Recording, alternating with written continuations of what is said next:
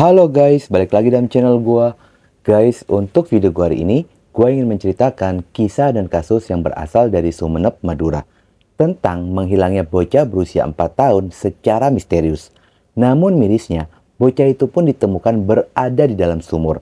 Setelah kasus ini pun terungkap, barulah diketahui jika bocah tersebut dibenamkan ke dalam sumur dalam kondisi masih hidup.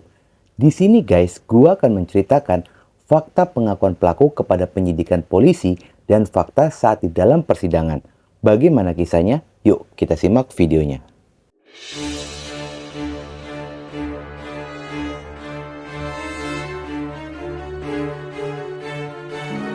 Kisah bermula yang berlokasi di Desa Tambak Agung Ares, Kecamatan Abunten, Sumeneb, Madura. Tahun 2017 terlahirlah seorang anak perempuan bernama Selvi Nur Indasari, anak kedua dari pasangan Abdul Ghani dan Hamidah. Namun di saat usianya 1 tahun, sang ayah pun meninggal dunia yang membuatnya menjadi anak yatim. Waktu pun terus berlalu hingga memasuki usia 4 tahun, di mana anak usia segitu pun masih lucu-lucunya anak, periang dan aktif. Namun semua itu sirna di saat Selvi diketahui hilang secara misterius. Semua berawal pada hari Minggu, tanggal 18 April 2021, jam 8 pagi. Ketika itu, rumah neneknya Hamidah, ibu Selvi, sedang akan mempersiapkan acara haul. Hamidah sempat membantu mempersiapkan acara tersebut. Dan pada jam 9 pagi, Hamidah sang ibu pun pergi ke pasar untuk berbelanja. Sementara Selvi, layaknya anak umuran 4 tahun, masih suka bermain dan dia pun sedang bermain dengan anak sebayanya di rumah neneknya yang tidak jauh dari rumahnya. Saat memasuki jam 11 siang, Selvi berpamitan pulang untuk makan siang. Dan setelahnya dia pun pergi ke kamar mandi sang nenek untuk mencuci tangan. Setelah 1 jam berikutnya, Hamidah pun kembali ke rumah. Namun mendapati Selvi tidak berada di rumah. Awalnya Hamidah berpikir jika sang anak sedang bermain di rumah sang nenek, lantaran di rumah itu akan diadakan acara haul, yang kebetulan rumahnya hanya berselisih 1 rumah saja. Hamidah pun bergegas menuju ke sana. Setibanya di sana, Hamidah pun segera bertanya kepada orang yang berada di sana. Namun tidak ada satupun yang mengetahui keberadaan dari Selvi. Hamidah mencoba bertanya ke warga sekitaran, tetapi jawabannya pun sama. Tidak ada yang mengetahui keberadaan dari Selvi. Hamidah yang panik meminta disebarkan informasi orang hilang melalui speaker masjid. Berharap tersebarnya informasi ada yang mengetahui keberadaan dari Selvi. Warga yang mengetahui Selvi telah hilang ikut membantu keluarga mencari keberadaannya. Namun setelah usaha pencarian itu dilakukan, keberadaan Selvi pun tidak berhasil diketahui. Hilangnya Selvi, sebagian ada yang meyakini jika ini adalah ulah bangsa jin. Namun sebagian ada yang meyakini jika Selvi merupakan korban penculikan. Hamidah sang ibu pun segera melaporkan hilangnya Selvi ke pihak kepolisian. Bahkan sebagian keluarga ada yang menyebarkan informasi tentang orang hilang melalui sosial media. Pihak kepolisian pada hari pertama pelaporan berusaha untuk mencari dan menggali informasi berawal dari lokasi di mana Selvi menghilang. Namun pada pencarian hari pertama, baik warga, keluarga, dan polisi tidak berbuah hasil. Setelah 3 hari, tepatnya tanggal 21 April 2021, jam 11 siang, pencarian Selvi pun terus dilakukan.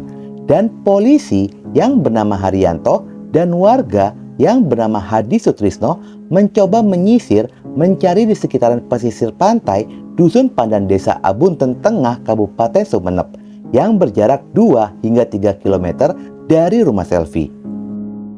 Di saat dilakukan penyisiran, yang diketahui jika lokasi itu ada sumur tua yang sudah tidak dipergunakan namun masih berisikan air.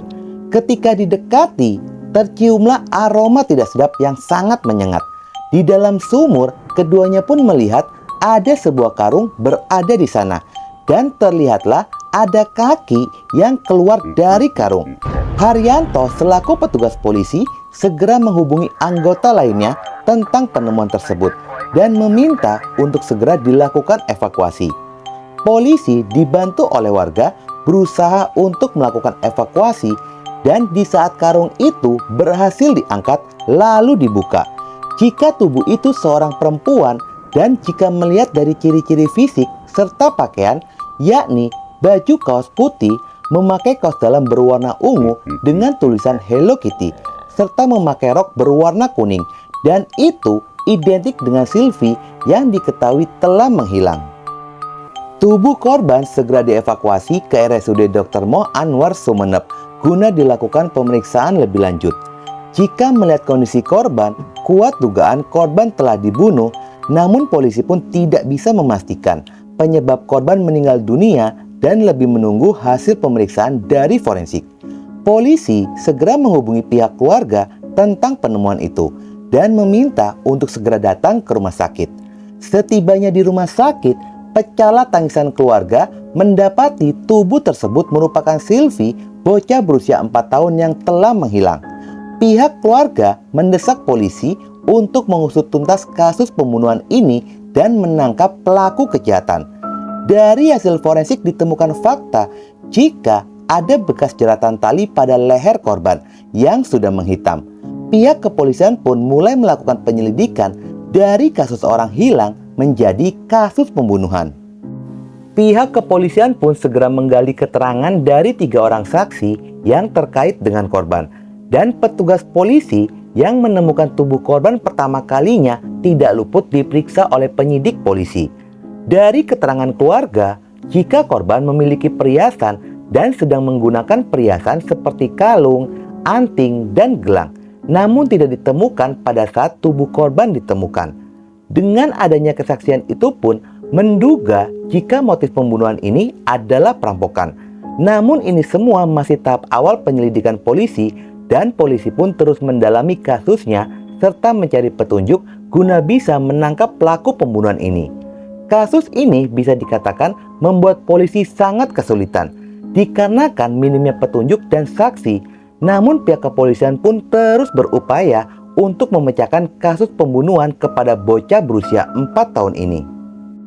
Upaya polisi melakukan penyelidikan berawal polisi melakukan olah TKP di mana posisi awal korban menghilang.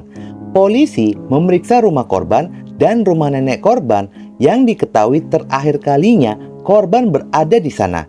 Hal itu pun sengaja dilakukan oleh polisi lantaran polisi mendapatkan informasi dari seorang pria yang bernama Kurnia Rahman Effendi ketika diminta tolong oleh keponakannya pergi ke Pasar Anom Sumeneb. Pada hari Selasa, tanggal 20 April 2021, tepatnya 1 hari sebelum tubuh korban ditemukan. Awalnya, keponakannya minta diantarkan ke pasar untuk membeli telur angsa. Setelah itu pun, saat di dalam perjalanan pulang, keponakannya minta diantarkan ke toko emas, lalu menjual kalung dan gelang total seharga 4 juta rupiah. Dan saksi melihat jika kalung tersebut ada liontinnya dengan huruf M. Setelah dikonfirmasi jika kalung dengan liontin huruf M itu merupakan milik korban Sylvie. Dengan adanya kesaksian itulah mulai mengkerucut jika terduga pelaku adalah orang terdekat. Dan upaya olah TKP itu pun dilakukan untuk menemukan dan mencari bukti serta petunjuk lainnya. Hingga akhirnya usaha polisi pun berbuah hasil ketika polisi memeriksa lemari milik dari tante korban yang bernama Sarilatul Latifah. Polisi menemukan sepasang anting milik korban berada di dalam lemarinya. Dengan adanya bukti itu, polisi segera mengamankan tante korban guna dilakukan pemeriksaan. Setelah dilakukan pemeriksaan secara intensif kepada terduga pelaku ini, akhirnya tante korban pun ditetapkan sebagai tersangka setelah mengakui perbuatannya sebagai pelaku pembunuhan kepada korban keponakannya sendiri. Jadi guys, ada beberapa fakta yang tidak masuk akal. Pertama, pelaku mengaku jika dirinya tidak membuang korban ke dalam sumur, melainkan hanya menyimpan korban yang masih hidup di bibir sumur saja, lalu meninggalkannya. Dengan kata lain, jika korban terjatuh sendiri ke dalam sumur, bukan karena pelaku sengaja membuang tubuh korban ke dalam sumur. Kedua, pelaku mengaku meski merasa cemburu kepada ibu korban, namun dirinya tidak marah. Justru pelaku merasa marah kepada korban lantaran sering memanggil suaminya dengan kata ayah. Ketika jika ditemukan fakta adanya bekas jeratan pada leher korban, namun pelaku pun mengaku jika dirinya tidak menjerat atau mengikat tangan korban. Pelaku tidak bisa memastikan kenapa korban tidak bergerak saat berada di motor. Tetapi saat dirinya menyimpan korban di bibir sumur, pelaku mengaku jika korban masih hidup. Tetapi saat dikonfirmasi kepada Hamidah mengenai perselingkuhan itu, Hamidah pun menolak dan membantah keras dengan tuduhan dari pelaku dan merasa jika pengakuan dari pelaku sangat mengada-ngada. Selain itu, polisi pun menemukan bukti jika pelaku ini memiliki hutang setelah meminjam kalung emas seberat 10 gram milik seorang wanita bernama Ruqayyah 10 bulan yang lalu. Setelah emas itu dijual, ternyata laku hingga 10 juta rupiah. Pelaku pun berjanji akan mengembalikannya setelah mendapatkan uang dari arisan. Setelah korban diketahui menghilang dan belum ditemukan, pelaku sempat datang ke rumahnya untuk membayar hutang tersebut. Tetapi ketika uang itu dibelikan lagi ke emas seberat 10 gram, ternyata tidak sampai 10 juta rupiah dan tersisa 1.120.000. Ruqayyah pun mengembalikan uang sisa itu kepada pelaku. Namun ketika dikonfirmasi jika pembunuhan itu dikarenakan hutang, pelaku pun tidak mengakui dan bersikukuh jika motifnya adalah cemburu. Kejadian mengerikan itu bermula ketika pelaku melihat korban sedang berada di kamar mandi. Lalu dia pun memanggil korban. Ketika korban menghampiri pelaku, pelaku pun segera membawa korban ke dalam kamarnya, lalu menutup mata dan mulut korban menggunakan kerudung. Saat mulut tertutup, masih terdengar suara korban memanggil mama, mama, mama. Pelaku pun memarahinya lantaran korban sering memanggil suaminya dengan panggilan ayah, lalu membuka perhiasan milik korban dan meninggalkannya di kamar. Ternyata pelaku ini pun pergi untuk mengambil karung. Setelah memasukkan tubuh korban ke dalam karung dan menyimpannya di jok depan motor, pelaku pun mengaku bingung akan dibawa kemana. Dia pun memutuskan untuk membuang tubuh korban ke dalam sumur. Pelaku mengaku korban masih hidup lantaran korban terus bergerak-gerak. Kasus ini pun digelar di Pengadilan Negeri Sumeneb. Dari hasil persidangan ditemukan fakta hukum yang berbeda dari pengakuan pelaku kepada polisi. Jika pelaku sudah berencana membunuh korban lantaran merasa cemburu dan marah kepada ibu korban, dan terbukti jika sebelumnya pelaku telah menjerat leher korban, mengikat tangannya, lalu menutup mulut korban menggunakan kerudung. Tetapi saat akan memasukkan tubuh korban ke dalam karung, korban pun kembali siuman dan sempat mendengar adanya suara memanggil mama, mama, mama. Pelaku yang sudah gelap mata lalu menaikkan tubuh korban ke atas motornya dan menuju sumur tua tersebut. Hingga akhirnya pelaku pun terbukti saat korban masih hidup dan dirinya sengaja membuang tubuh korban ke dalam sumur hingga akhirnya korban ditemukan meninggal dunia dan kasus ini pun terungkap. Pengadilan Negeri Sumeneb pun didatangi oleh warga dan keluarga, di mana mereka melakukan demo mendesak agar pelaku dijatuhi vonis mati. Namun sayangnya guys, hakim menjatuhi pelaku dengan vonis 20 tahun penjara. Itulah guys kisah hari ini. Pendapat gua, jika keponakan tidak ubahnya seperti anak kandung sendiri. Terlebih korban ini sudah menjadi yatim sejak usia 1 tahun.